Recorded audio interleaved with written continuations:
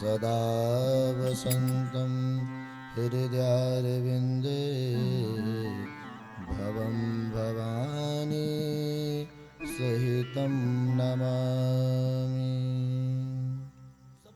मनोजवं मारुतितुल्यवेगं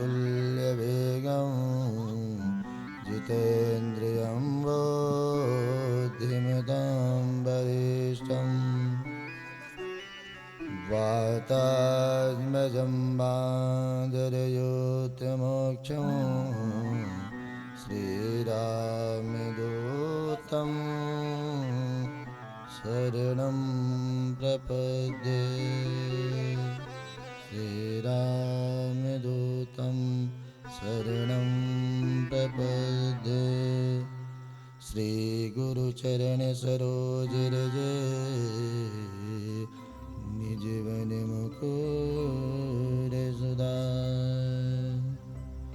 बरनहु रघुवर विमल जसु जो दायक फल चार। बुद्धिहीन तनु जानिके सुमिरहु पवन कुमार। बल बुद्धि विद्या देहु महि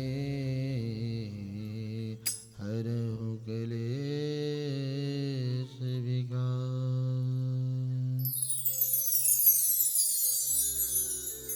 प्रात पर परम ब्रह्म वकाव रुणालय श्री रामचंद्र जी के चरणों में बारंबार वंदन प्रणाम। भूत भवन भगवान शिव के चरणों में प्रणाम। हनुमान लाल जी महाराज जी के चरणों में बार बार वंदन एवं साष्टांग प्रणाम।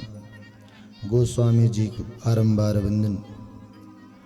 आज हम और आप इस ग्राम बरीमा के पावन धरा भूमि पर बैठ कर के श्री रामचरितमानस राम कथा का गुणगान कर रहे हैं। आज हमारी और आपकी परम सौभाग्य है कि हम और आप इस धरा भूमि पर बैठ कर के श्री भगवान की कथा श्रवण पान कर रहे हैं। जिस धरा भूमि पर भगवान की कथा होती है ना, वो तीर्थराज माना जाता है, तीर्थ स्थल हो जाता है। इसलिए आइए अपने मन और वाणी को पवित्र करने के लिए भगवान नाम संकीर्तन, इसके बाद प्रभु की जैसी महिमा वैसे कथा में प्रवेश किया जाएगा।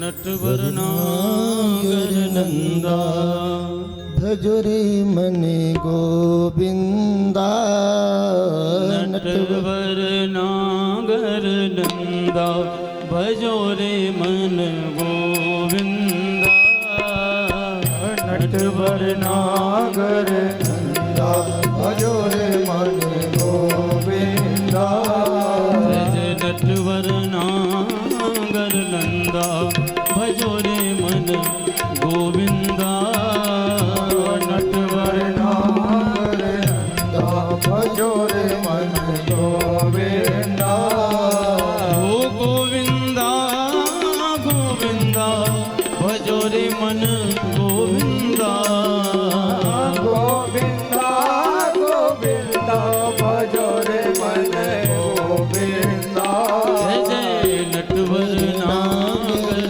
नंदा भजो रे मन गोविंदा, नटवर नागर जय हो भजो रे मन रे भाव से ऊपर हाथ उठा करके भगवान की भक्ति भजन करते हुए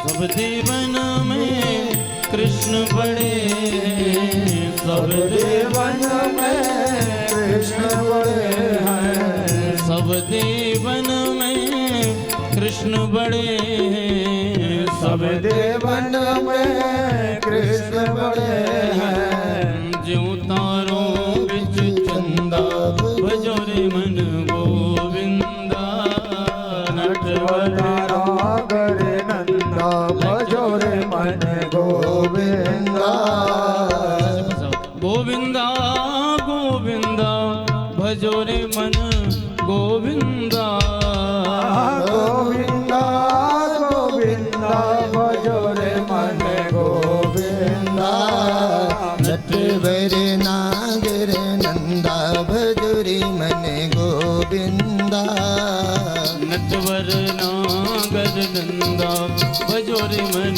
गोविंदा, नटवर नागर नंदा भजो रे मन गोविंदा, जय हो रे भाव से हाथ ऊपर उठाकर भगवान की ताली दे, मीठी मीठी ताली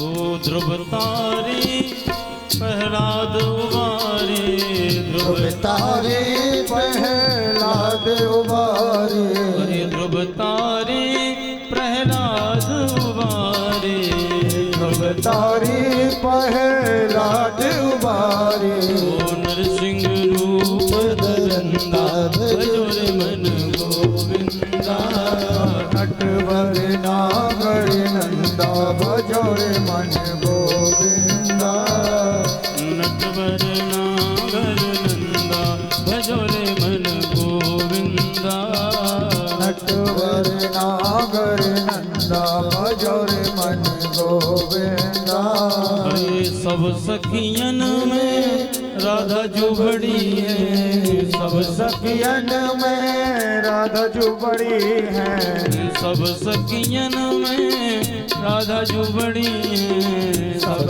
सखियन में राधा जुबड़ी है जो नदियों बिच गंगा बजोरे मन गोविंदा नटवर नागर नंदा भजोरे मन गोविंदा ओ नटवर नागर दंदा भजोरे मन गोविंदा नटवर नागर नंदा भजोरे मन गोविंदा गोविंदा गोविंदा भजोरे मन गोविंदा गोविंदा गोविंदा भजोरे मन गोविंदा नटवर नागर दंदा भजोरे मन गोविंदा नटवर नागर नंदा भजोरे मन गोविंदा नटवर नागर नंदा भजोरे मन गोविंदा नटवर नागर नंदा भजोरे मन गोविंदा भजोरे मन गोविंदा भजोरे मन गोविंदा। बोलिए सियावर रामचंद्र भगवान की जय हो उमापति महादेव की जय हो बोले रुद्र महायज्ञ की जय हो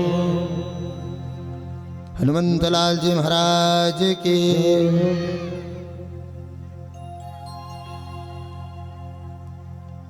देखिए भगवान की कथा रामचरितमानस में एक एक से रस भरे हुए हैं। हर कथा में, हर चौपाई, हर छंद, हर दोहे में रस भरा है। क्योंकि गोस्वामी तुलसीदास जी कहते हैं कि इस कथा कलिकाल में क्या करती है। कथा कलियुग में क्या है महाराज, अब आप बताइए। गोस्वामी जी ने स्पष्ट रूप से कह दिया कि महाराज ये राम कथा कली कामद गाई। अब बताइए, कली में कहे तो राम कथा कामधेनु है महाराज। जो आकांक्षा लेकर इसकी सेवा आप करेंगे ना, वो प्रदान करती है। भवसागर चह पार जो पावा भवसागर चह पार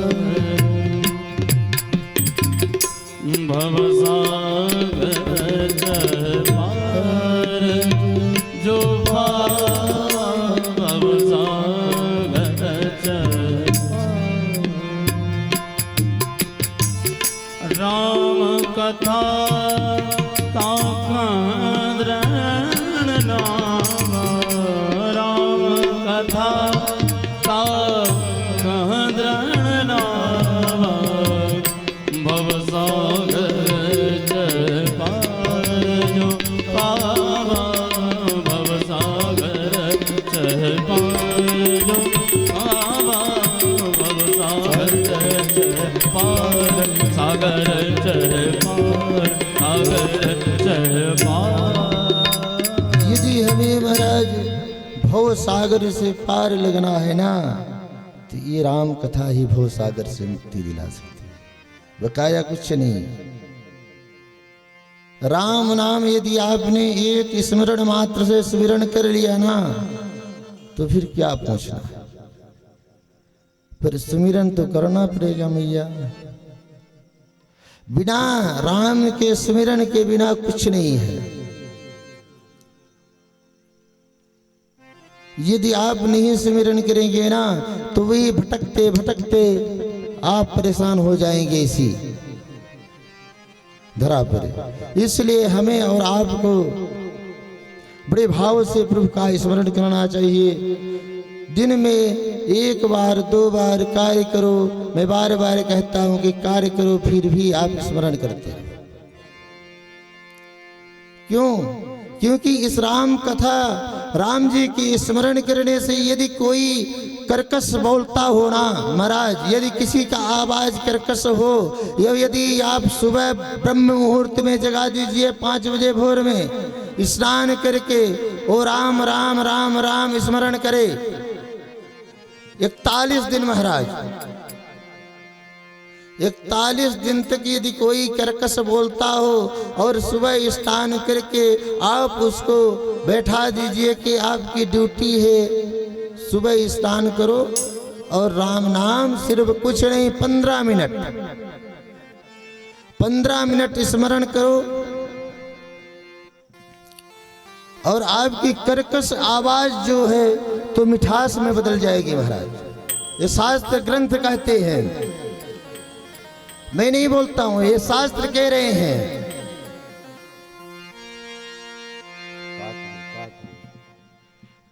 कहते हैं कौवा महाराज, यदि कौवा कर्कश से मीठा बोल सकता है, मज्जन भर भेखे तत्काला, मज्जन भर मज्जन भर भेखे तत्काला, मज्जन भर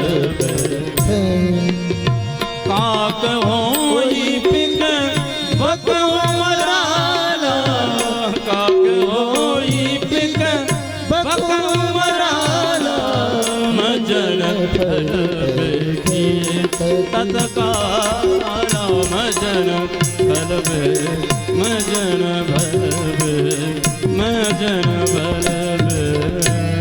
महाराज कहते हैं कौवा कोयल बन जाता है, पीक, पीक माने कोयल। यदि वो राम नाम स्मरण करता है उसकी आवाज में मिठास आ जाती है, वो कोयल की तरह बोलने लगता है। कोयल की आवाज उसकी हो जाती है। और इस मानस में है भी, आप काकभुसुंडी जी को देखिए, गरुण जी को कथा सुना रहे हैं, गरुण जी को कथा सुना रहे हैं वक्ता बन के पीठ पे बैठ करके, व्यास पीठ पर। इतने में भी महाराज जब आप नहीं जपोगे तो फिर क्या है? यदि जप लिया तो सारा रस इसी में भरा हुआ है। और इसको सुनकर के आप आश्चर्य मत मानिए कि महाराज कोई हुआ है क्या, ऐसा हो सकता है क्या? है।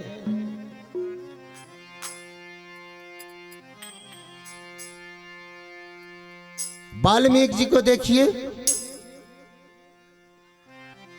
आप वाल्मीकि जी को देखिए, उन्होंने कहते हैं उल्टा नाम जपत जग जाना वाल्मीकि भी,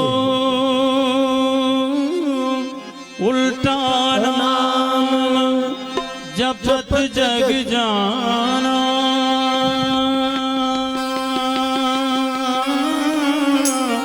वाल्मीकि भय ब्रह्म समाना। सिया राम जय जय राम, राम सिया राम जय जय राम।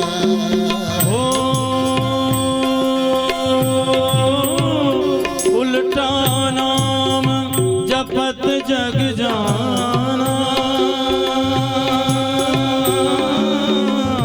वाल्मीकि भय ब्रह्म समाना। राम सिया राम जय जय राम, राम सिया राम जय जय राम। ओ कहूँ कहाँ लग नाम बड़ाई, राम न सकई राम गुण गाई।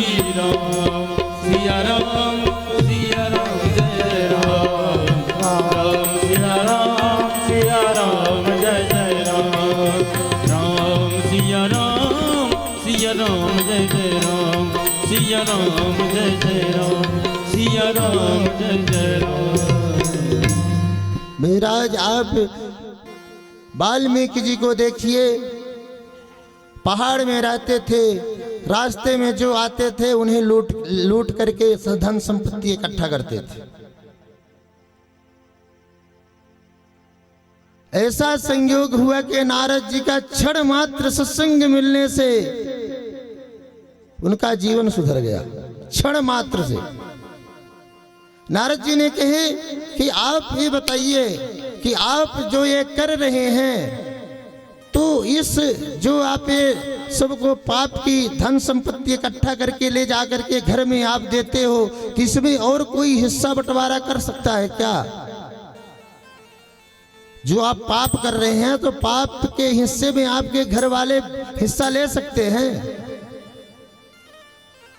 वाल्मीकि जी ने कहे कि क्यों नहीं, मैंने ले जाता हूं तो सब लोगों का पेट तो चलता है, तो हिस्सा क्यों नहीं लेंगे? कहीं जाकर पूछ के तो आओ। वाल्मीकि जी ने कहा अच्छा मैं उधर जाऊं, इधर आप चले जाओ, ये कौन सी बात है?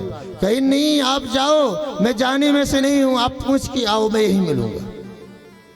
यदि कोई हिस्सा लेगा तो आप भाई लूट लेना। गए घर में, वाल्मीकि जी पहुंचे, घर से अपने सब लोगों से पूछा, और माँ से पूछा, पिता से पूछा, सब परिवार से पूछा, भाइयों से पूछा। कहा कि मैंने, माँ ने कही तुम्हें मैं से पाल करके बड़ा कर दी, तुम्हारा धर्म है मुझे भोजन कराना, तुम यह पाप करके लाते हो, किसी का गला काट के लाते हो या कमा के लाते हो, इकट्ठा करते हो, इससे मुझसे क्या लेना देना? जैसा लाओ तुम्हारा धर्म समझे। सबने जवाब दे दिया हो। वाल्मीकि जी ने मन उदास करके नारद जी के पास पहुंचे, और जैसे नारद जी के पास आए, नारद जी ने कहे क्यों आपने पूछ के आ गए? कि हाँ प्रभु। कि आप पे बताइए लोगों ने क्या कहा? कहीं कोई तैयार नहीं है, कहीं फिर क्या करने का विचार है? कहीं आप जो कहें प्रभु। के कुछ नहीं, आप भगवान की भजन करें, राम राम रटा करिए। वाल्मीकि जी ने कहे प्रभु जब मैं किसी को लूटता था ना, कोई मृत्यु हो जाती थी तो मैं कहता था मरा मरा, दौड़ के आजा, अपने दोस्तों को बुलाता था। अब ये जो आप बोल रहे हो मुझसे थोड़ी हो पाएगा। तो कहे अरे आप कोशिश करके तो देखो। कहे अरे महाराज बूढ़ा तोता कभी नहीं पड़ता है, अब ये बूढ़ा हो चुका है। कि ऐसी बात नहीं है, यदि तुम्हें मरा मरा जपा है, यदि राम नहीं जप सकते हो तो चलो आज से मरा ही कहना चाहिए, मरा ही जपो, कोई बात नहीं। कि ये ठीक है, पर काम तो करेगा ना? कहीं काम 100% करेगा। आप कहो करो तुम, ये ठीक है। शुरू कर दिया महाराज, आप देख लो ब्रह्म ऋषि बन गए। और ये होता कैसे है? सत्संग के माध्यम से। सत्संग आप करेंगे तब, जैसे हम और आप बैठ के सत्संग कर रहे हैं, उसी प्रकार जब सत्संग करते हैं ना तो सत्संग से ये सब प्राप्त होता है। अरे मिलती है साधुओं की संगत कभी कभी, मिलती है साधुओं की संगत कभी कभी, मिलती है साधुओं की संगत कभी कभी, मिलती है साधुओं की संगत कभी कभी। वो चढ़ती है मन पे नाम की, चढ़ती है मन पे नाम की रंगत कभी कभी, मिलती है साधुओं की संगत कभी कभी। वो मिलती है साधुओं की संगत कभी कभी। जय आज से हाथ ऊपर उठा करके ताली, मीठी मीठी तालियों के साथ जय हो।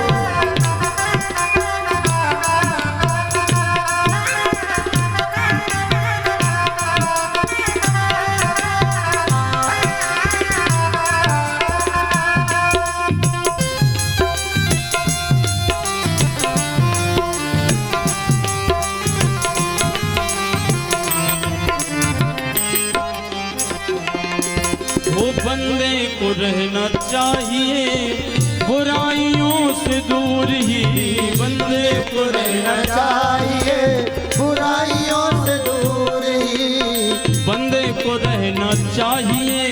क्योंकि जैसा संग का असर पड़ता है वैसे ही कुसंग का असर पड़ता है। वो बंदे को रहना चाहिए बुराइयों से दूर ही, बंदे को रहना चाहिए बुराइयों से दूर ही।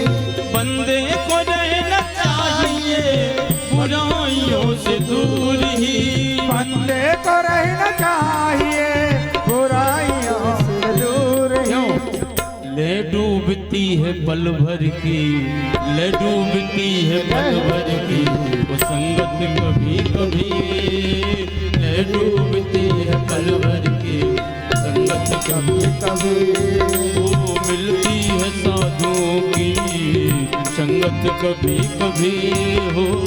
मिलती है साधुओं की संगत कभी कभी। जय हो।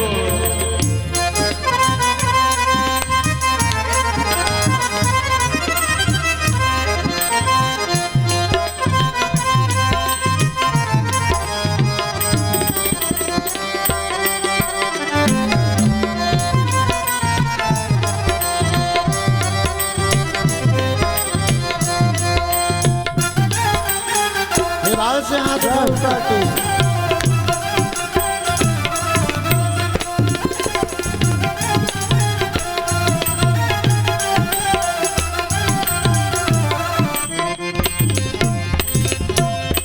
कुछ अमर ज्ञान सोच ले परलोक के लिए। कुछ अमर ज्ञान सोच ले परलोक के लिए। कुछ अमर ज्ञान सोच ले परलोक के लिए। कुछ अमर ज्ञान सोच ले परलोक के लिए। कुछ अमर ज्ञान सोच ले परलोक के लिए। कुछ अमर ज्ञान सोच ले परलोक के लिए। मिलती है जिंदगी में, मिलती है जिंदगी में फुर्सत कभी कभी। मिलती है जिंदगी कभी कभी। अरे मिलती है साधुओं की संगत कभी कभी। मिलती है साधुओं की संगत कभी कभी। हो चढ़ती है मन पे नाम की, चढ़ती है मन पे नाम के। ओ रंगत कभी कभी। मिलती है साधुओं की संगत कभी कभी ओ मिलती है साधुओं की संगत कभी कभी। मिलती है साधुओं की संगत कभी कभी। कभी कभी संगत कभी कभी। कभी कभी संगत कभी कभी। महाराज ये सिर्फ एक सत्संग ही मार्ग है जो आपको हर बुराइयों से छुटकारा दे सकती है। संतों के पास बैठे तो एक ऐसा ही प्रश्न करें जिससे आपका मार्ग सुलभ हो जाए, जो आप सही मार्ग पे हो जाएं। और ये कैसे होगा? जब तक सत्संग नहीं करेंगे, संतों के पास बैठेंगे नहीं, तब तक संभव नहीं है। जब तक हम ईश्वर को जानेंगे नहीं, ईश्वर को समझेंगे नहीं, तब तक संभव ही नहीं है। और ये जब तक हम सत्संग नहीं करेंगे, क्योंकि ये ऐसा नहीं 60 से 60 मूर्ख से मूर्ख व्यक्ति संगत से सुधर जाता है। 60 सुधरही सत्संगति पाई। 60 सुधरही सत्संगति पाई। 60 सुधरही सत्संगति पाई। 60 सुधरही सत्संगति पाई। पारस परस कुधात सुहाई। पारस परस कुधात सुहाई। 60 सुधरही 60 सुधरही 60 सुधरही। महाराज 60 से 60 व्यक्ति मूर्ख हो ना, वो यदि सत्संग में बैठ गया है तो ये बताइए, हींग वाला यदि आपके क्षेत्र में आ जाए, हींग वाले के पास आप बैठ जाएंगे तो हींग ऐसे ही सुगंध आएगी कि आपने ही हींग रखा है। उसी प्रकार सत्संग में आप बैठेंगे, 1 दिन 2 दिन 4 दिन 6 दिन कभी न कभी तो चला ही जाएगा। परंतु वो 60 व्यक्ति यदि इस सत्संग में बैठ गया है तो वो 60 से 60 व्यक्ति भी विद्वान बन जाता है, और विद्वान बनने के बाद और वो दूसरे को भी विद्वान बना देता है। ये सत्संग की महिमा है। जिस प्रकार आप पारसमणि देखे होंगे, पारसमणि लोहे को स्पर्श करता है, लोहे को स्पर्श करने के बाद वो सोना बना देता है, मणि ही बना देता है वो पारसमणि। परंतु पारसमणि के पास वो सिर्फ उसको पारसमणि तो बना सकता है, परंतु वो किसी को गुण नहीं देता है कि वो और किसी को पारसमणि बनाए, नहीं देता है। परंतु सत्संग जो है ना, तो ये प्राप्त करता है कि आप सत्संग करने से आप तो सुधरोगे ही, और किसी को सत्संग दोगे वो भी सुधरेगा। ये महाराज सत्संग की महिमा है। पर जब आप करेंगे तब तो, जब तक आप करोगे नहीं, क्योंकि हर व्यक्ति के मन में एक आकांक्षा होती है, एक इच्छा कोई चीज की जानकारी प्राप्त करने की, जानने की, सीखने की। एक राजा के 3 प्रश्न थे। राजा के महाराज 3 प्रश्न थे। ईश्वर एक है कि अनेक है, वो रहता कहाँ है, मिलता कैसे। अब उन्होंने सबसे पूछ डाला, मन की संतुष्टि नहीं भई, उसके मन में संतुष्ट मात्र नहीं रह गया। अब उन्होंने देखा, निकल पड़ा, अपने घोड़े पर बैठ करके निकला बाहर। रास्ते से एक संत आ रहे थे भजन करते हुए, श्रीमन नारायण नारायण हरि हरि, श्रीमन नारायण नारायण हरि हरि, श्रीमन नारायण नारायण हरि हरि, श्रीमन नारायण नारायण हरि हरि, श्रीमन नारायण नारायण हरि। जिसे भजन करते हुए आ रहे थे, राजा ने घोड़े पर बैठ करके जा रहा था। संत को देखा, कहा महाराज रुकिए। संत ने रुक गए, कहे क्या है राजन बोलो। तो कहे मेरा प्रश्न है महाराज, उसका उत्तर दे दीजिए। महाराज संत ने कहा, ये कोई प्रश्न पूछने की जगह है, इसी तरह प्रश्न पूछा जाता है। तो कहे महाराज तो कैसे, कहीं मुझे कहीं ले जाकर ठहराओ और बढ़िया बैठाओ, तब मैं तुम्हारे प्रश्न का उत्तर दूं। कहे ठीक है महाराज चलिए। ले गए बाग में ठहरा दिए। वहां पर एक झोपड़ी बनी थी ठहरने की व्यवस्था, वहीं पर संत को ले जाकर बाग में कर दिए। वो बाग में रहने लगे। अब राजा गया, भोजन की व्यवस्था किया, सारे व्यवस्था करने के बाद कहा महाराज अब आप बताइए जो मेरे प्रश्न है। तो कहे कि ठीक है, परंतु ये बताओ कि तुम अकेले सुनना चाहते हो या सबके साथ में। तो कहे महाराज यदि सबके साथ में सुना दीजिए तो और अच्छा है। तो कहे ठीक है, जब अपने राज्य में सबको इकट्ठा करो और फिर मुझे बुलाना, फिर मैं आऊंगा तो सुना दूंगा। कहे ठीक है। गए सब राज्य में पिटाए और पिटा करके अलाउंस करवाए और आकर के कहा कि महाराज मेरे 3 प्रश्न हैं और 3 प्रश्न का जवाब महाराज देंगे और आप सब जनता इकट्ठा होकर उसे श्रवण करें। अब आगे तीसरे दिन का मुहूर्त रखा गया। मुहूर्त रखने के बाद जैसे ही संत भ्रमण करने लगे, गए खेत की तरफ, गांव की तरफ। देखे एक किसान खेती कर रहा था। किसान के पास बैठ गए संत ने, प्रेमत्व बना करके प्रेम करने लगे एक दूसरे से। बैठ गए, कहे एक मेरा काम कर दोगे आप किसान भाई। कहे कौन सा काम बताइए। कहे एक काम कर दो बस। कहे बताइए महाराज बिल्कुल कर दूंगा। कहे आज नहीं कल बताऊंगा।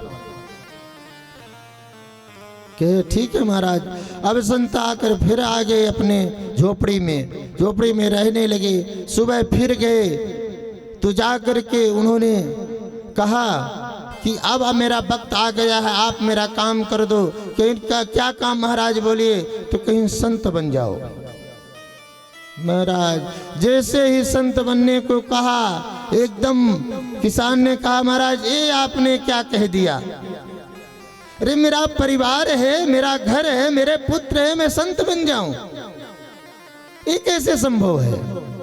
अरे भाई मैं तुम्हें संत वास्तविकता बनने के लिए नहीं कह रहा हूं। तो कहीं फिर कहीं दिखावटी बन जाओ, कुछ क्षणों के लिए तुम दिखावटी संत बन जाओ ना। एक काम है, कहीं क्या, कहीं राजा के यहाँ पर जाना है, जैसे कहे राजा के यहाँ पर जाना है, कि नहीं मैं ये नहीं कर सकता महाराज। कहीं अरे बात तो पूरी सुन लो। कहीं बोलिए क्या है? कहीं संत के पास चलना है, राजा के पास चलना है, राजा का 3 प्रश्न है, उस उत्तर देना है। तुम सिर्फ संत बनकर चलो, मैं सारा जवाब दे दूंगा, मेरा साथ दो। किसान ने कहा ठीक है। अब गए, सुबह हुआ, गए संत के भेष में किसान हो गए और किसान के भेष में संत हो गए। जैसे उन्होंने पहुंचा महाराज, संत राजा ने देखा तो कहा अरे मैंने जो संत से मुलाकात किया था तो ये किसान के भेष में दिखाई दे रही है, संत के भेष में, ये कैसे संभव है? राजा ने आश्चर्यचकित में हो गया, पर क्या करे, संत भेष में थे। राजा ने बैठाया राजगद्दी पर, और जो संत थे वो फावड़ा लिए नीचे उनके पीछे पीछे चल रहे थे किसान जी के। अब पहुंचे दरबार में, जो किसान था उसे राजा ने राजगद्दी पर बैठाया और आरती करने लगा। आरती बंदन किया। आरती बंदन करने के बाद महाराज कहा महाराज और तो सब ठीक है, परंतु मेरा 3 प्रश्न था, 3 प्रश्न के उत्तर आप दे दीजिए। पूरा राज्य दरबार आपके प्रश्नों का उत्तर सुनने के लिए तैयार है। कि ठीक है, क्या प्रश्न है? तो कि मेरा प्रश्न है, ईश्वर एक है कि अनेक? वो रहता कहाँ है और मिलता कैसे है? करता क्या है? कहे अरे राजन, ये प्रश्न तो मेरा जो किसान फावड़ा लेकर आया है मेरे साथ में, वो दे सकता है। ये उत्तर तुमने इतना सरल पूछ दिया, ये तो किसान जानता है, मेरा खेती करने वाला। कहे ना महाराज मजाक मत करो। तब तक कि जो संत किसान भेष में थे कहे राजन मैं दे दूंगा, अब क्यों टेंशन ले रहे हो? ये ठीक है। अब राजा ने कहे कि बताइए आप ही दीजिए किसान जी उत्तर। कि एक काम करो। कहीं क्या महाराज? कहीं एक थाली में मोती ले आओ। ये ठीक है। एक थाली में मोती लेकर आया। राजा ने मंगाया मंत्रियों से, मोती उपस्थित हुई, और मोती उपस्थित होने के बाद किसान भाई ने कहे कि आप इसको गिनती करो कितने हैं।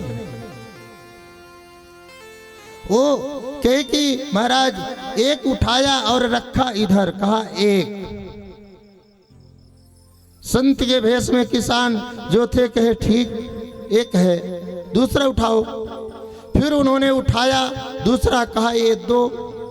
तो कहा कहां से 2? कि महाराज ये 2 तो हुआ भाई, एक के बाद 2 ही तो आता है। कहीं कैसे आता है? तुम्हारे हाथ में है कितना? कहा महाराज एक। कहा एक ही है ना? तो कहा है तो एक ही। तो कहा तो फिर 2 क्यों कह रहे हो?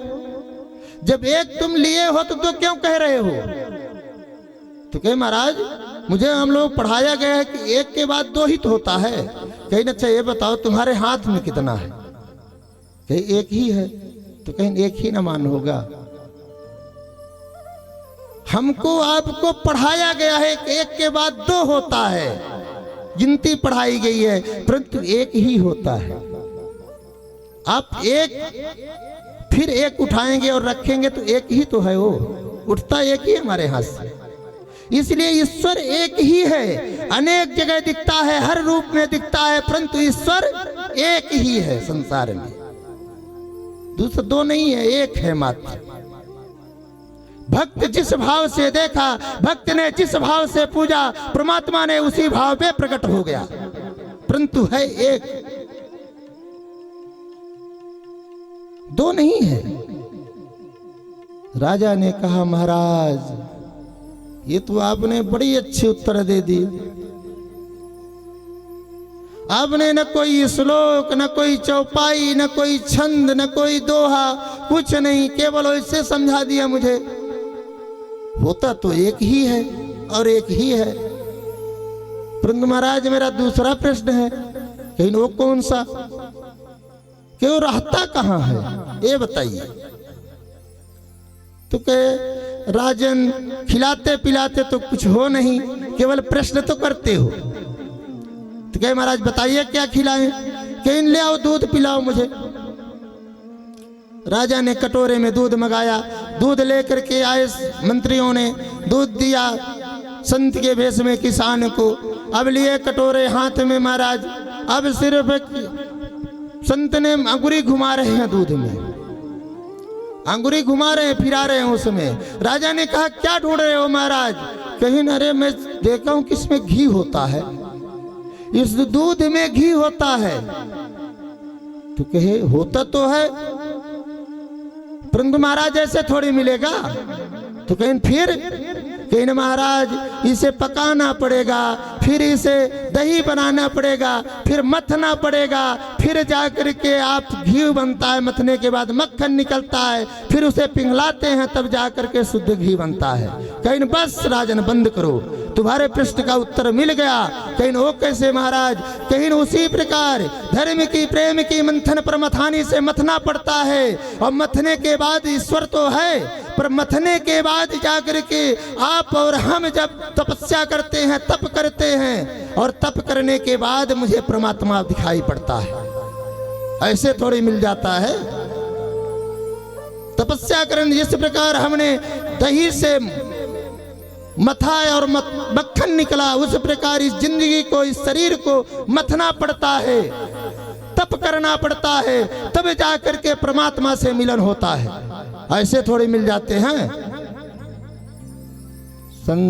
राजा ने कहा वाह महाराज, कहीं पर वो करता क्या है, ये एक और प्रश्न है, ये भी बता दीजिए। कहे राजन तुमने ऊपर सिंहासन पे बैठ लिया, मुझे नीचे बिठा दिया, और पूछ रहे हो कि करता क्या है। उतरो नीचे सिंहासन से, मुझे बैठने दो, बताऊं मैं। कहे ठीक है आप आइए बैठ लीजिए। गए संत ने सिंहासन पे बैठ लिए। अब संत चुप्पे शांत मन से बैठे हैं। राजा ने देखा, थोड़ी देर बाद सोचने लगा कि भाई ये कुछ बोल क्यों नहीं रहे हैं, ये बोले तब तो काम बने। अब संत क्या बोले, मौन धारण कर लिए। राजा ने कहा महाराज आपने उत्तर नहीं दिया। कहे उत्तर मिल तो गया राजन, कहीं नो कैसे, कहीं वो यही करता है, जो नीचे गिरा हो तो उसे ऊपर बैठा देता है, जो ऊपर हो उसे नीचे गिरा देता है। इसका परमात्मा का यही कार्य है, ये कुछ करता नहीं, सिर्फ यही करता है, जो ऊपर बैठा हो उसे नीचे गिरा देता है, जो नीचे बैठा हो उसे ऊपर उठा देता है, यही इसका कार्य है। राजा ने कहा वाह महाराज, आपने कितना अच्छा प्रश्न का उत्तर दिया। महाराज ये सब हमारे जिंदगी में प्रश्न है, ये सब मेरे जिंदगी के प्रश्न हैं।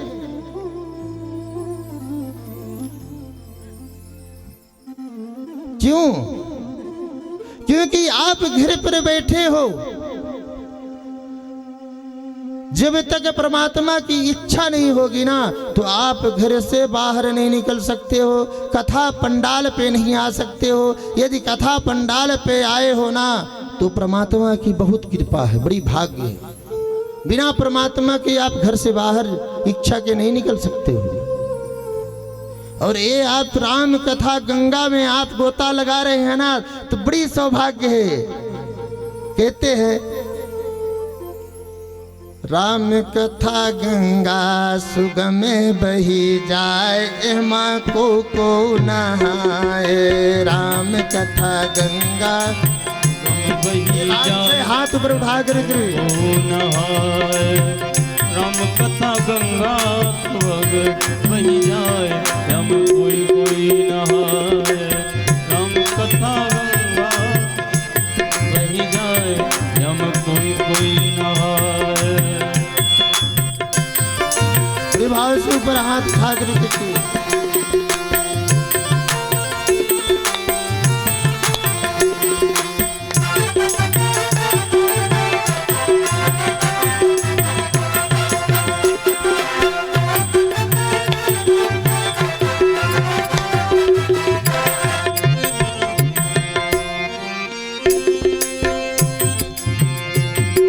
नारद नहाए सनकादिक नहाए, नारद नहाए सनकादिक नहाए। नारद नहाए सनकादिक नहाए। नारद नहाए सनकादिक नहाए। भोले बाबा नहाए अपन डमरू बजाए, हमको राम कथा गंगा सुहग बही जाए, हमको नहाए। राम कथा गंगा सुहग बही जाए, हमको। बड़े भाव से ऊपर हाथ उठा के मीठी मीठी तालियों के साथ स्वागत करते हुए जय हो।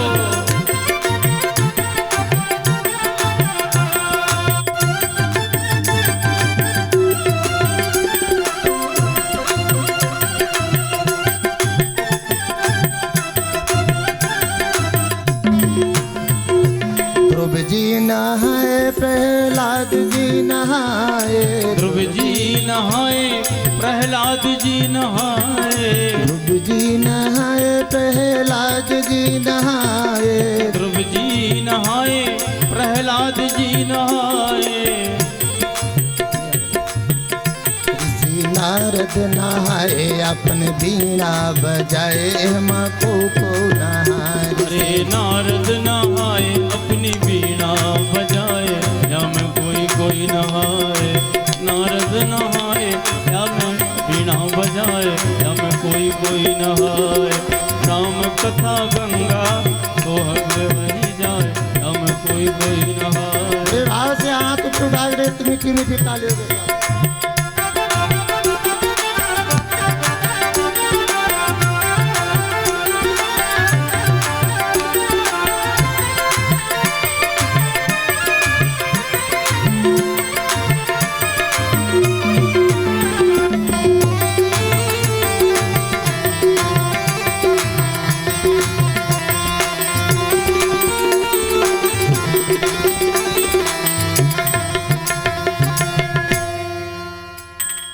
प्रभु इसमें सब ने गोता लगाया और आप लोग भी लगा ही रहे हैं। बड़े भाव से मिलता है गोता लगाने के लिए। ये हम और आपने कल बड़ा अच्छा सुंदर प्रसंग का गुणगान किए, श्रवण किए, आप और हम सब मिल करके। देखिए एक कथा अनंत है। हम हो या कोई भी वक्ता हो, यदि कहा चाहे परमात्मा की कथा विद्वत संपन्न करे चाहे, तो महाराज ये कथा कहते हरि अनंत, हरि कथा अनंता।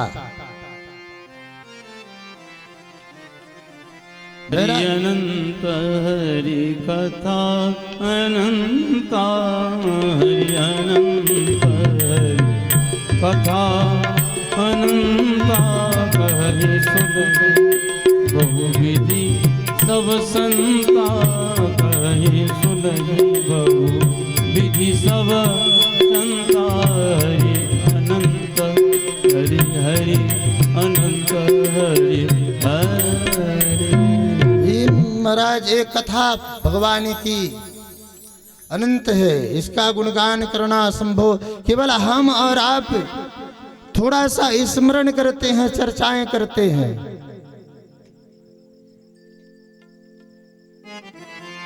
अपने मन और वाणी को पवित्र करने के लिए थोड़ा सा गुणगान करते हैं बस। आइए आप और हम आज मनु और शत्रुपा की कथा श्रवण पान करेंगे। इसके आगे ओहि न विषय विराग भवन बसत चौथपन हृदय बहुत दुख लाग समय गयो हरि भजन कि बरबस राज सुतहीन पुदीना हो बरबस राज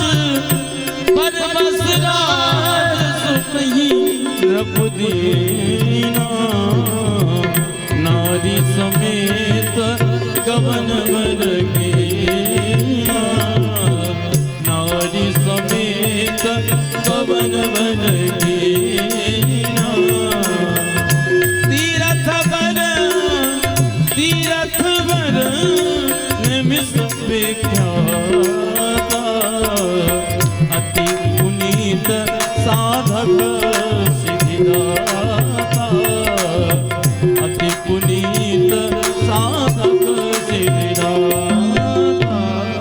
महाराज, जो आप और हम अभी चर्चाएं कर रहे थे कि इस जिंदगी में महाराज जब तक तप नहीं है ना तो कुछ नहीं है। राज दरबार पे बैठे हुए थे राज सिंहासन पर और स्मरण करने लगे कि ये जिंदगी कोई काम की नहीं है। यदि जब तक मैं तप नहीं करूंगा तो बच्चा भगवान की स्मरण नहीं करूंगा, कोई मतलब की नहीं। जैसे स्मरण आया गए अपने राज्य को बुलाए, पुत्र को बुला करके और राज्य तिलक कर दिए और वन की ओर निकल पड़े, प्रस्थान कर लिए और वन में जाकर के महाराज तपस्या करने लगे। और ऐसे तपस्या 12 अक्षर मंत्र के जाप महाराज ऐसे करने लगे कि अब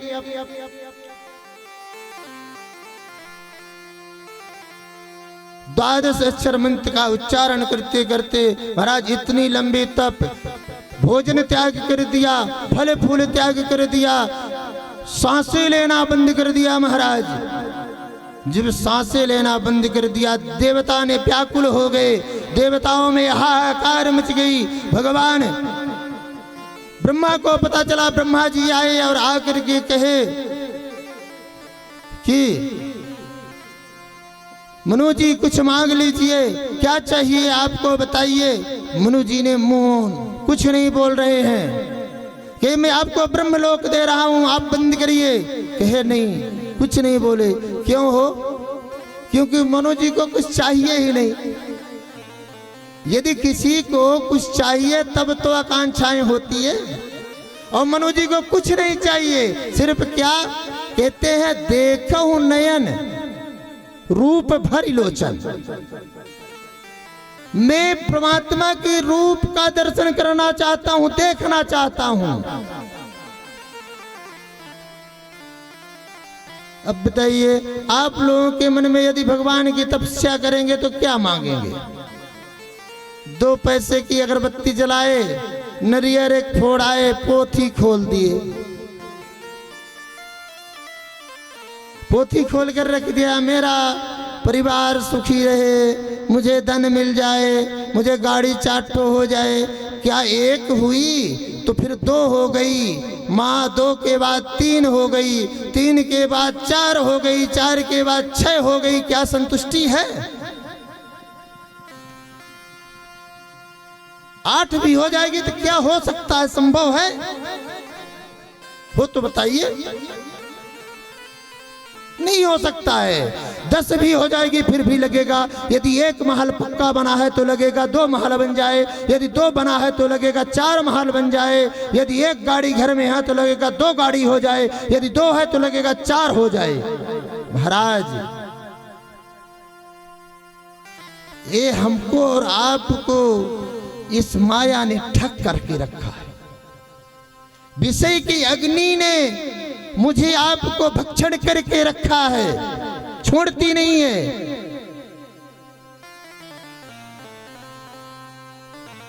इसलिए विषय की अग्नि पर मत चलिए। सिर्फ एक ही रास्ता है, परमात्मा का स्मरण करिए, भक्ति करिए। कुछ नहीं काम। मैं नहीं कहता धन मत कमाओ, महल मत बनवाओ, सब कुछ बनवाओ, करो। करने के बाद परमार्थ भी करो, परमार्थ में लगे रहो, सेवाओं में लगे रहो, दीन दुखियों की सेवा करो। यदि गाड़ी से कहीं जा रहे हो, कोई धंधा कर रहे हो, सुबह स्नान कर लिए, स्नान करने के बाद आप गाड़ी पर बैठ लिए और आप जा रहे हैं, तो सीताराम सीताराम सीताराम स्मरण करते रहिए। बस इसी में सब कुछ है, बकाया जीवन में कुछ नहीं है। जब तक आप स्मरण नहीं करेंगे और काम करेंगे, काम करते रहो, नाम जपते रहो, कुछ नहीं तो आप दीन दुखियों की सेवा करते रहो, परहित करते रहो। परहित के समान संसार में कोई धर्म नहीं है महाराज। परहित सरस धर्म नहीं भाई, परहित सरस धर्म नहीं भाई, परहित सरस धर्म नहीं भाई, परहित सरस परहित सरस धर्म नहीं भाई, परहित सरस धर्म नहीं भाई, पर पीड़ा सम नहीं अधमाई, पर पीड़ा सम नहीं अधमाई,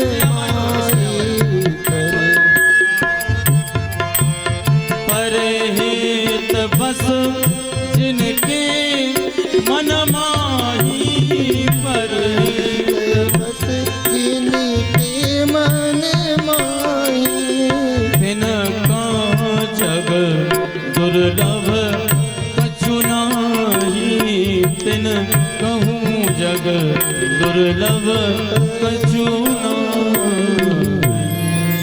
कहते हैं परहित, परहित करिए, दूसरे के साथ में हित करिए।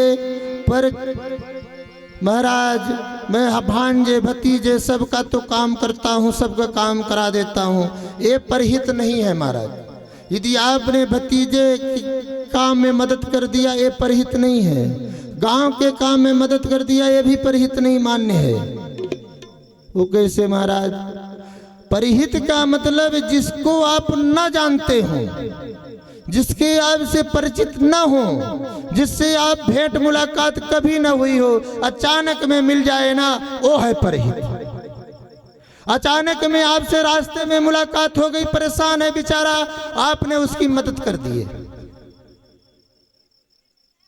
आपने मदद कर दी। आपने मदद करने के बाद आपने उससे कह दिया कि जाओ, यदि आपके पास भगवान ने संपत्ति देगा ना, तो आप भी मदद कर देना। ये है परहित। भतीजे भांजे का तो सब करते हैं, वो आपका कर्तव्य है, वो धर्म है, वो करना चाहिए। परंतु परहित के समान कोई पुण्य नहीं है, और दूसरे को कष्ट देने के समान कोई पाप संसार भी नहीं है। यदि आपकी वजह से किसी को कष्ट हो जाए, यदि आपकी वजह से किसी को कष्ट हो रहा है महाराज, तो उससे पाप के समान कोई पाप नहीं है। एक बार महात्मा गांधी ने एक चौपाई हमेशा पढ़ रहे थे, यही चौपाई, परहित। दूसरे के हित करने के समान कोई हित नहीं है। तब तक एक व्यक्ति ने आए तो कहे, अब बाबा आपने एक ही चौपाई पढ़ते रहते हो सब दिन, दूसरी भी पढ़ लिया करो। महात्मा गांधी ने कहे, कैसे पढ़ लूं बेटा? कहीं क्यों? कहीं आज तक मैंने एक चौपाई के अर्थ तो अपनी जिंदगी में उतार नहीं पाया। अपनी जिंदगी में एक चौपाई का अर्थ तो हमने उतार नहीं पाया, तो दूसरी चौपाई कहां से पढ़ लूं बेटा?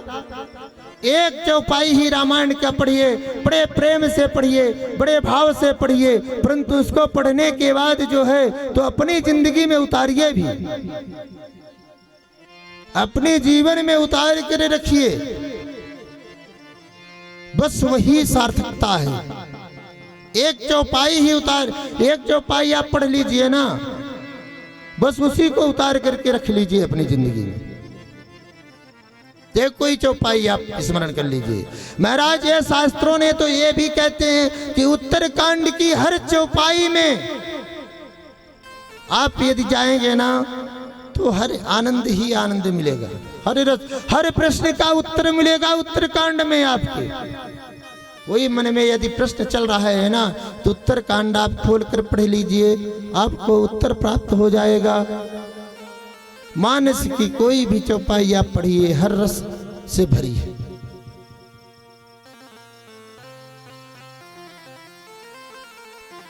रस ही रस भरा हुआ है। इसलिए आप से हमारा निवेदन है कि यदि कोई दीन दुखी परेशान है तो उसका जरूर मदद किया जाए।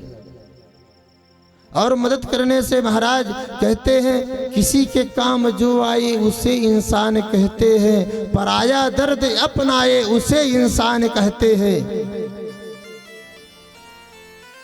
किसी के जब काम कोई आ जाता है ना वही इंसान है। संसार में सब तो जीते हैं अपने लिए, संसार में सब तो जीते हैं अपने लिए, जरा दूसरों के लिए जी के तो देख लो क्या आनंद मिलता है महाराज। मनुष्य बनने का मतलब है, मेरा कहने का तात्पर्य है कि आप संसार में यदि मनुष्य का योनि मिली है ना तो अपने आनंद से भर जाइए। और आनंद से कैसे भरेंगे? सिर्फ परमात्मा की स्मरण से ही आनंद आ सकता है। मनुष्य रूपा ने गए और जाकर के अन्य जल ग्रहण का त्याग कर दिया। ब्रह्मा जी आए कह रहे हैं कि आप मांग लो कुछ, पर कहे मुझे कुछ नहीं चाहिए, क्योंकि उन्हें सिर्फ दर्शन करना है, परमात्मा का स्मरण करना, देखना है कि है कैसा हो। इसलिए उन्होंने नहीं मांगा। जब देखे तो आए तो विष्णु जी देखे कि अरे इनसे काम नहीं बना। विष्णु भगवान आए, विष्णु भगवान ने आकर के कहा कि ऐसा करो कि विष्णु लोक ले लो, अब तप करना बंद कर दो। फिर भी नहीं बोले कुछ, मौन धारण कर लिए। विष्णु भगवान चले गए। जब उनसे नहीं बना तब भोलेनाथ जी आए। भोलेनाथ ने आकर के देखे और कहे कि तुम्हें मैं विष्णु लोक देता हूँ, ब्रह्म लोक देता हूँ, और आप अपना कैलाश खाली कर देता हूँ, आप जाकर के रहो, पर अब तप बंद कर दो। मौन, फिर नहीं बोले,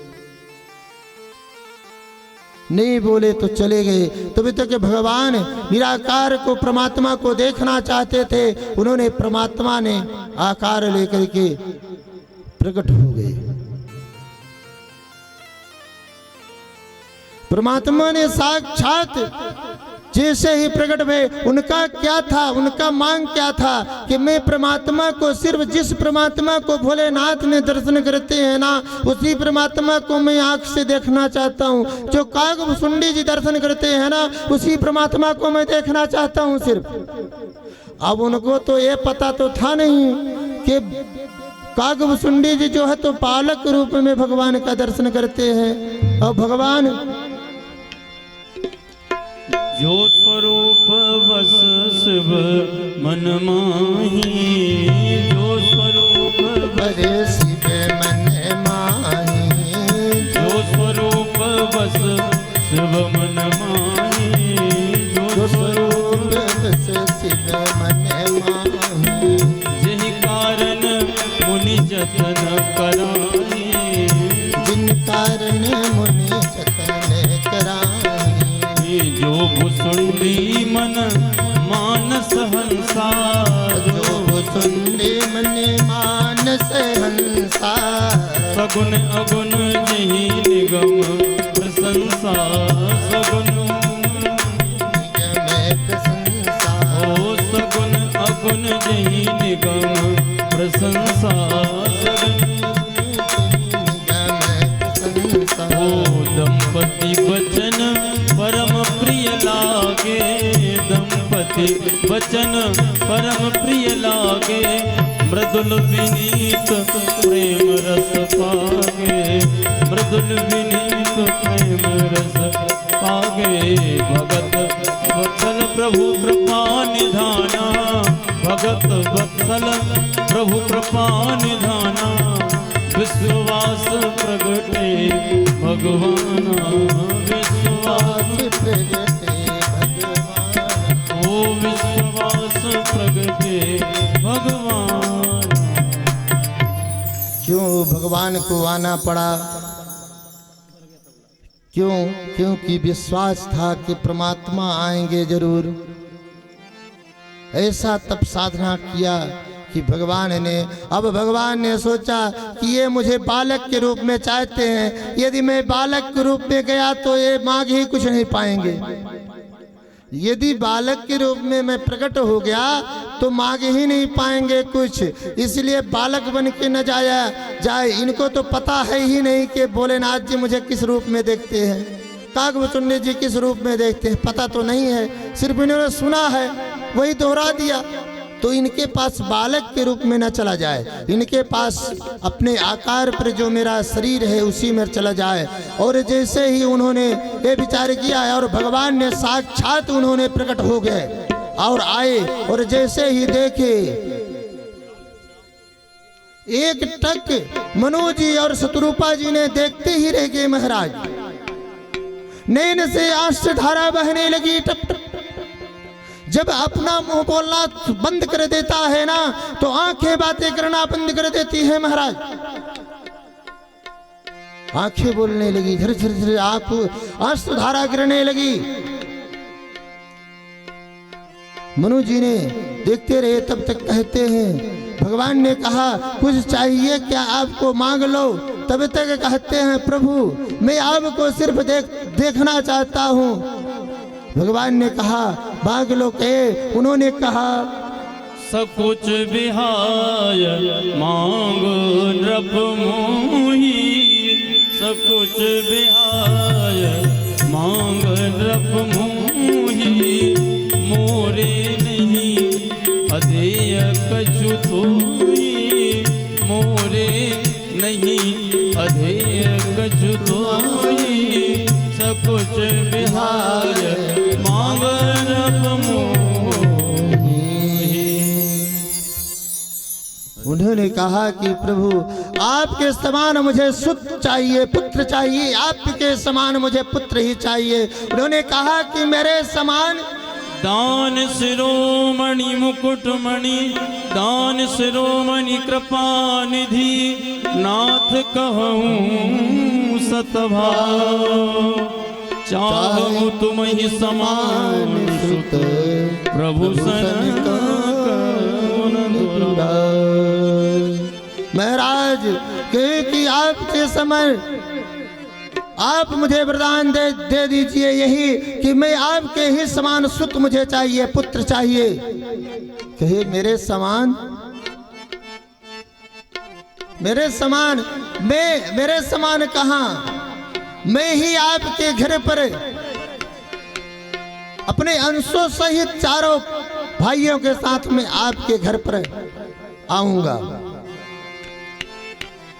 अब जैसे ही उन्होंने कहे आप जाकर अमरावती में वास करिए, मैं आपके अपने अंशों सहित आपके घर में प्रकट लूंगा। अब गए शत्रुपा के पास, शत्रुपा जी से कहा देवी तुम भी वर प्राप्त कर लो। कहे कि मेरे स्वामी जी जिन्हों जो वर प्राप्त किए हैं वो काफी है, बस मुझे वो चाहिए। नाथ चतुर नृप मांगा, जोरवर नाथ चतुर नृप मांगा, जोरवर नाथ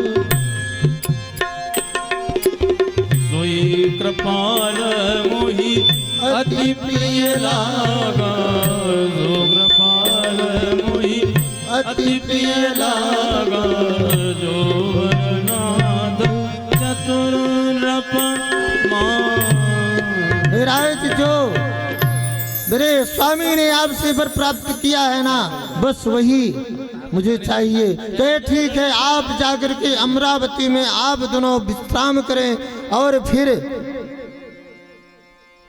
आप जब त्रेता युग आएगा तो फिर आप दशरथ के रूप में अयोध्या में जन्म लेंगे और अयोध्या में जाकर के आपके यहाँ मैं पुत्र के रूप में 4 भाइयों के साथ में अपने अंश के सहित आपके घर में प्रकट लूंगा। महाराज जैसे गए अमरावती उन्होंने स्थान किए, तब तक महाराज रावण का इतना अत्याचार बढ़ा, इतना अत्याचार बढ़ा महाराज कि संत महात्माओं को मारना शुरू किया। अच्छा ये बताइए रावण है कौन? रावण कैसे बना रावण महाराज? रावण तो उत्तम कुल पुलस्त कर नाती महाराज, उत्तम कुल में जन्म लिया है, पुलस्त ऋषि के नाती है, फिर वो रावण कैसे हो गया? महाराज भानु प्रताप नाम के राजा बड़ा धर्मात्मा पुण्यात्मा संत सेवा राज्य सत्ता चलाता था। संयोग कहते हैं होनी होके ही रहती है।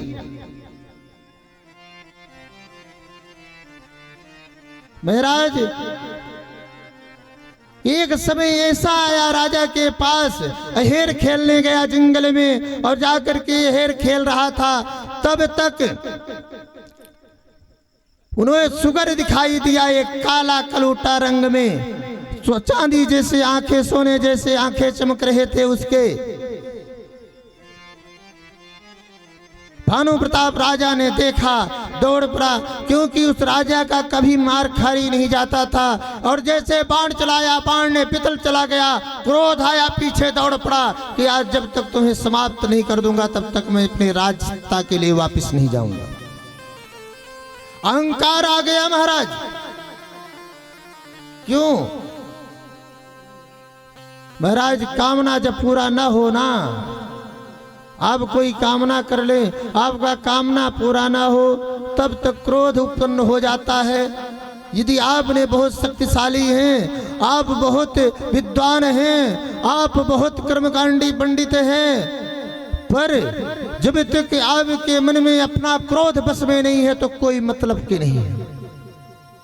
कोई भी हो, अपने बस में अपने मन को करना जब तक आपने नहीं सीखा है, अपने क्रोध को अपने बस में करना नहीं सीखा है तो कोई मतलब के नहीं, जिंदगी व्यर्थ है।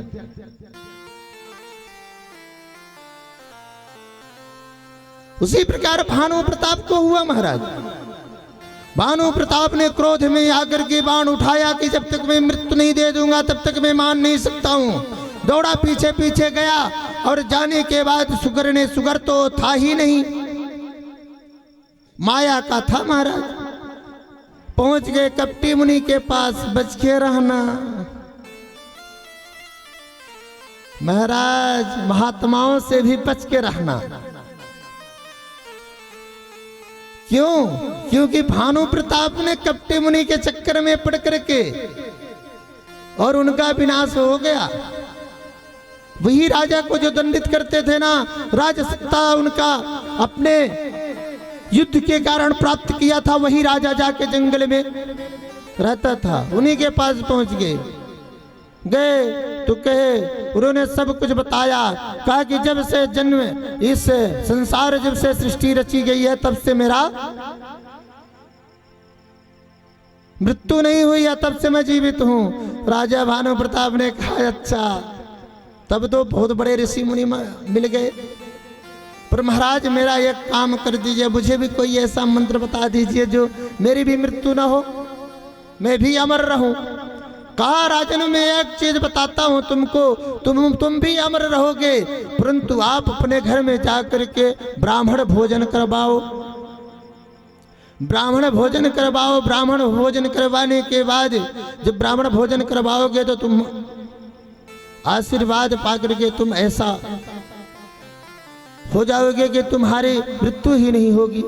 अब गया, परंतु उसमें भोजन में ही पकाऊंगा, तुम्हारे गुरु के द्वारा तुम्हारे गुरु को मैं यहाँ उठा करके ले आऊँगा। मैं इतनी बड़ा तपस्वी हूँ और यहाँ से तुम्हें वहाँ पहुँचा दूँगा और उस दिन आकर के मैं भोजन पकाऊँगा और तुम भोजन करवाना सब ब्राह्मणों को। अब महाराज वही भया, राजा आ गया अपने राज दरबार पर। वहाँ से वो गुरु के भेष पर वो राजा जो कपटी मुनि बन के बैठा था वो पहुँचा और पहुँच करके भोजन कौन सा बनाया?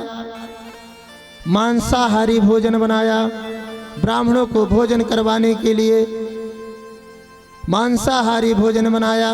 और जैसे मांसाहारी भोजन बनाया और ब्राह्मणों ने आकर के राजा ने बुलाया, ब्राह्मणों को पांत में बिठाया, भोजन करने लगे। भोजन जैसे भोजन पर बैठे तब तब आकाशवाणी भई, सावधान ब्राह्मणों, ये भोजन करने योग्य नहीं है आपके, ये मांसाहारी भोजन है, इसे मत करना। महाराज ब्राह्मणों ने सुना तब तक ब्राह्मणों को क्रोध आया, राजा तुम मुझसे मेरा धर्म नष्ट करवाना चाहता था, तुम मांसाहारी भोजन करवाना चाहते हो।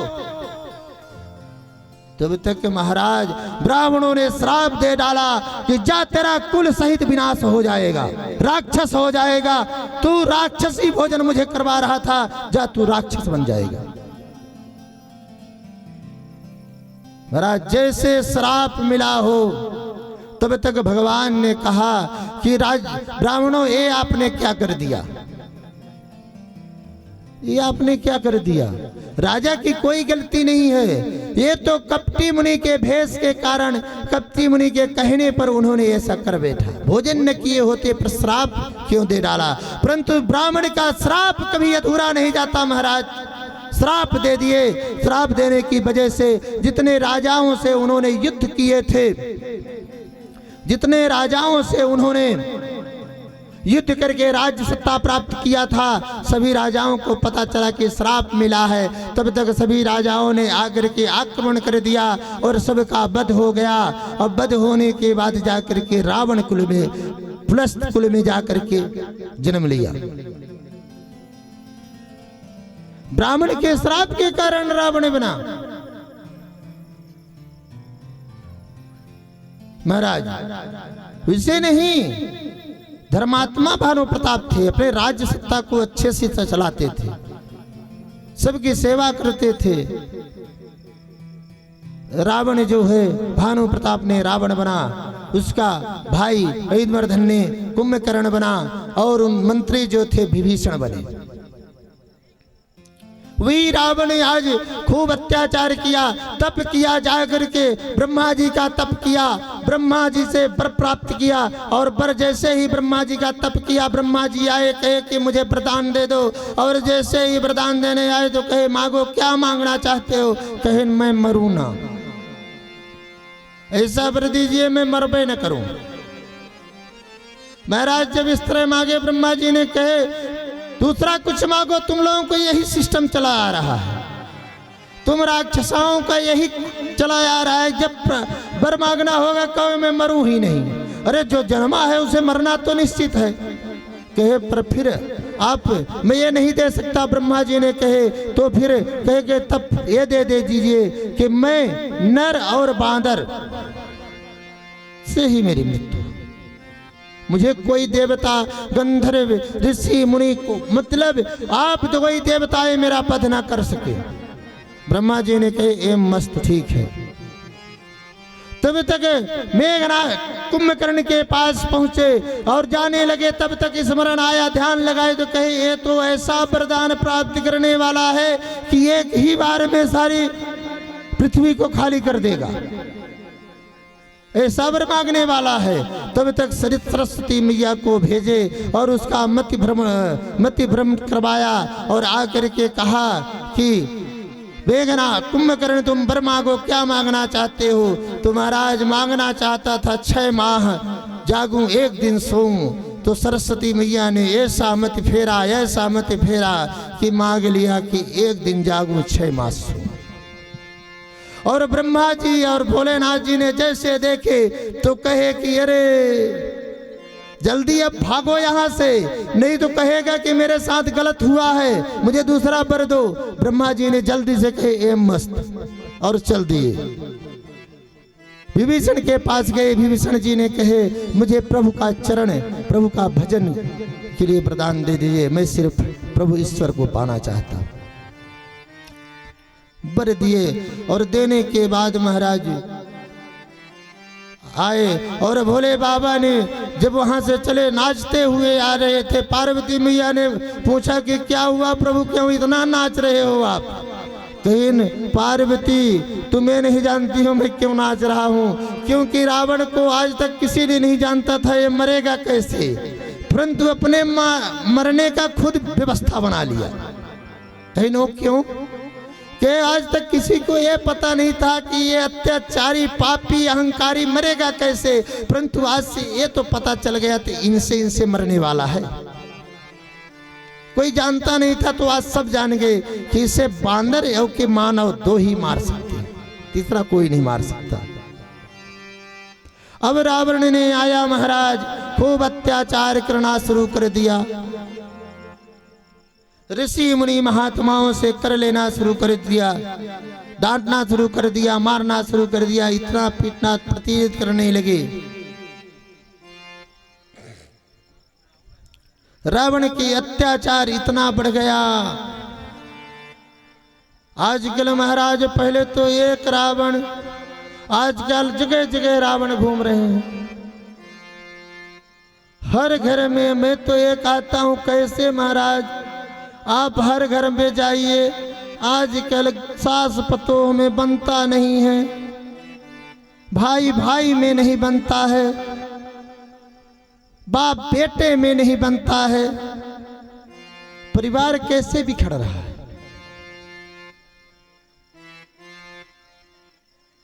परिवार कैसे मेरा इधर से उधर जा रहा है, क्योंकि हम और आप रास्ता सही नहीं पकड़ पा रहे। जिस दिन रास्ता तय कर लिया ना, उस दिन सच्चे दरबार पे खड़े हो जाएंगे, प्रभु ही दिखाई देंगे सब में। सिया राम मैं सब जग जानी, महाराज हर जन जन में परमात्मा दिखाई देगा, और जब तक परमात्मा दिखाई देगा तब तक आप कुछ कर ही नहीं पाओगे। बांटना है महाराज, आज भाई के साथ में बंटवारा आप कर रहे हो, उचित है क्या? कल एक थाली में बैठकर भोजन किया, आज उसी थाली से अलग कर रहे हो, ये कहाँ की रीत है? जिस बेटे ने तुझे खिलाकर बड़ा किया आज उसी को अलग कर रहे हो तुम। जिस माँ ने तुम्हें से पाल कर बड़ा किया आज वही तुम्हें तुम्हारे लिए भार बन गई। जब तुम्हें महाराज ये तो याद करो, एक समय था माँ गीले पर सोती थी, तुझे सूखे पर सुलाती थी, वो तूने आज भूल गया। थोड़ा भी स्मरण कर लो। माँ अपने लिए यदि कमाने जाती थी, कमा कर लाती थी ना, तो कोई यदि पानी पीने के लिए देता था, माँ सोचती थी चलो। गरीबता महाराज बड़ी विचित्र होती है, गरीबता बड़ी विचित्र होती है, गरीबों की कहानी। गरीबता, यदि गरीब माँ ने खेती करने गई है, किसी के घर काम करने गई है, यदि उसने किसी ने पानी पीने के लिए दिया है, परंतु उसने अपने आंचल पे गठिया करके लेकर के आएगी कि मेरा बेटा, इसको मैं अपने बेटे को दूंगा, मेरा पुत्र को मैं अपने पुत्र को दूंगा, थोड़ा सा पानी पी लेगा, अच्छा लगेगा। और आज आप क्या कर रहे हो महाराज? एक गांव में 3 माँ थी, 3 माँ थी महाराज। 3 माँ एक कुएं पर पानी भरने गई, तीनों ने इकट्ठा गई, वहां से आपस में चर्चा करने लगी, क्योंकि यदि 3 माँ का है, एक माँ भी होंगी तो चर्चाएं तो जरूर, 2 यदि बैठी हैं चर्चा चलेगी। माँ की कभी मुंह शांत हो ही नहीं सकता है, ये तो देवियों का शराप ही मिला है कि यदि एक बार अकबर से बीरबल ने कहे कि आप अकबर ने कहा बीरबल से आप राज्य में जाकर के देखो, और जो सबसे ज्यादा झूठ बोल लेगा उसे मैं इनाम दे दूंगा। अपने जीने खाने के लिए उसे काफ़ी ज़मीन दूंगा, धन दौलत दूंगा। अकबर ने कहा ठीक है, सबको बुलाया कि राजा का ये प्रश्न है भाई, आप लोग झूठ से बोलने, जितना झूठ बोलता हो पेश हो जाए सामने कल। सब ने गए, सब ने कहने लगे कि महाराज हमने देखा आज कि गंगा मैया उल्टा बह रही थी। कहा, अकबर ने कहा हो सकता है, संभव है। कहे मैंने देखा कि पहाड़ से जो है तो पहाड़ जमीन के ऊपर लगी हुई थी। अकबर ने कहा हो सकता है, संभव है।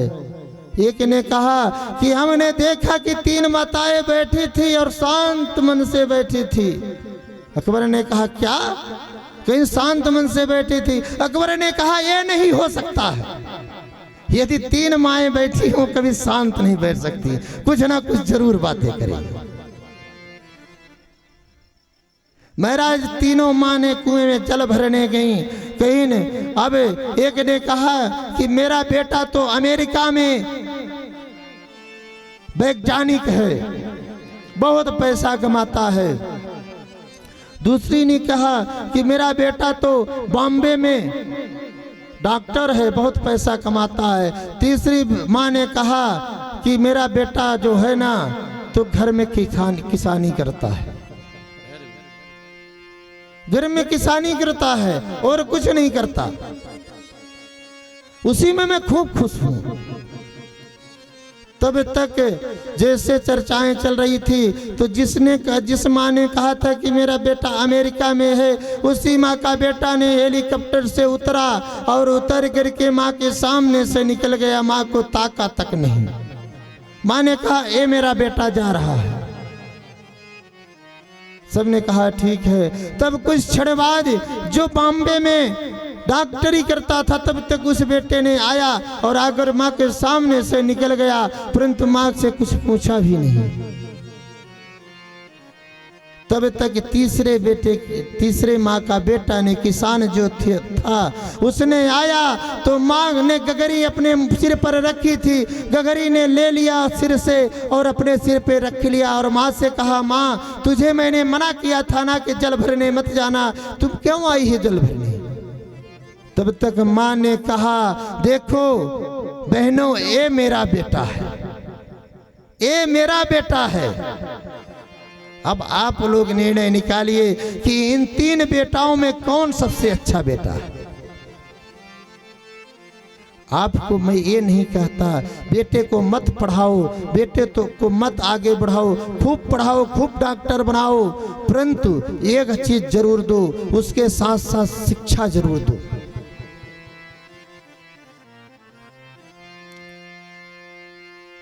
अतिथियों का स्वागत करने का संस्कार जरूर दो, अपने से बड़ों का आदर करने का संस्कार जरूर दो। और ये संस्कार कल मैंने आप लोगों से जैसे कहा कि घर के माँ बाप ही दे सकते हैं, दूसरा कोई नहीं है। बच्चों को बिगाड़ते हैं तो माँ, और बनाती है तो माँ और पिता, बकाया कोई नहीं, पहला गुरु है वो। आप जैसे सुबह एक मैं आपको महामंत्र दे रहा हूं, ये यदि काम नहीं करेगा तो बताना सच है कि झूठ है। आप सुबह उठो महाराज, सुबह ब्रह्म मुहूर्त में उठ करके, और सुबह जैसे उठो, उठ करके अपने हाथ खोलो दोनों और करो क्राग्रे वस्ते लक्ष्मी कर मथे सरस्वती कलिमूले तु गोविंद प्रभाते करि दर्शनम। महाराज इस आप ये हाथ जो बना है ना, इसमें आप ऊपरी भाग देखेंगे क्राग्रे बसते लक्ष्मी, लक्ष्मी का वास होता है। कर मध्य सरस्वती कल मूले तू गोविंद, भगवान गोविंद का वास होता है, सरस्वती का वास होता है। सुबह आप यदि दर्शन करते हैं ना तो आपको सब कुछ प्राप्त होता है। इसके बाद आप उठिए, माँ पृथ्वी माँ को प्रणाम करिए, क्योंकि सबसे बड़ी संत मेरी पृथ्वी माँ है। वो कैसे महाराज? आप ये बताइए, पृथ्वी के ऊपर सब कुछ नित्य क्रिया करते हो ना, फिर भी मेरी माँ कैसी क्षमा कर देती है? पृथ्वी संत है, सबसे बड़े संत है। आप यदि ये देखिए कि वृक्ष पर आप पत्थर मारेंगे तो भी वो फल देंगे। नदी आपको ऐसे सहायता कर रही है, जल दे रही है बिना स्वार्थ के, कोई स्वार्थ नहीं है। पहाड़ आपको लकड़ियां दे रहे हैं, कोई स्वार्थ नहीं है, बिना स्वार्थ के दे रहे हैं। ये सब विप्र है महाराज, संत हैं सबसे बड़े। इनकी रक्षा करनी चाहिए, सेवा करनी चाहिए, सत्कार करनी चाहिए। और आप पृथ्वी माँ को प्रणाम करिए सुबह उठ करके, इसके बाद नित्य क्रिया करिए और फिर स्नान करके और सूर्य भगवान को 1 लोटा जल अर्पित करिए। क्योंकि भैंस को भगवान शिव की पूजन करना चाहिए, सूर्य भगवान नारायण का पूजन करना चाहिए। इस मानव जीवन में जब मैं सूर्य नारायण, अच्छा ये बताइए सूर्य भी देश से कह सकते हैं, पर नारायण क्यों उसमें है? क्योंकि सूर्य नारायण भगवान हैं। आप यदि सुबह उठकर ब्रह्म मुहूर्त में यदि जल चढ़ाते हैं ना, तो आप हर संकट से मुक्त हो जाते हैं। जिस प्रकार सूर्य भगवान में चमक होती है महाराज, उसी प्रकार आपकी जिंदगी में चमक बढ़ जाती है। ये जिंदगी का सार्थकता है, करके तो देखो। आप जब तक करोगे नहीं ना, तब तक सफलता नहीं।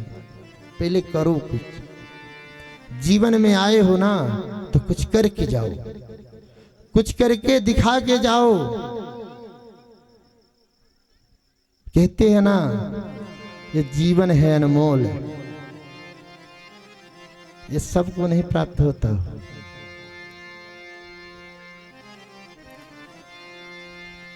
ये ट्रेन की पटरी है कि मैंने आपको हेडिंग थोड़ा सा स्टोरी बता दिया था। जिंदगी चलती है धीरे धीरे धीरे धीरे, सरक रही है, यात्राएं कर रहे हैं।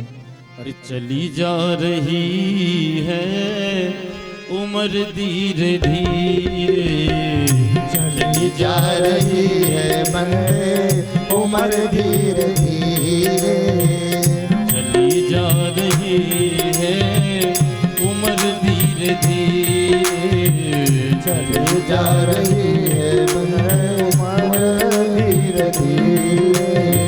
सुबह शाम 8 पहर धीरे धीरे, सुबह शाम 8 पहर धीरे धीरे, सुबह शाम 8 पहर धीरे धीरे, चली जा रही है उम्र धीरे धीरे। और चली जा रही है बंदे